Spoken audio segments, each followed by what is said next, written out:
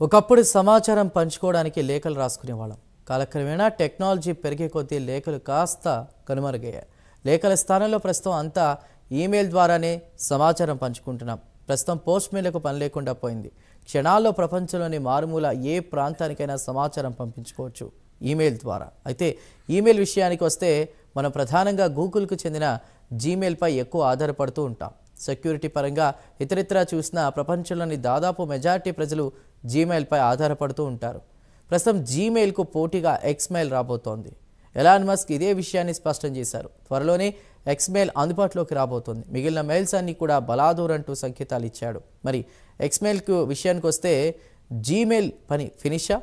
ప్రత్యేక కథనంలో దీనికి సంబంధించి మరింత సమాచారాన్ని తెలుసుకునేందుకు ప్రయత్నిద్దాం.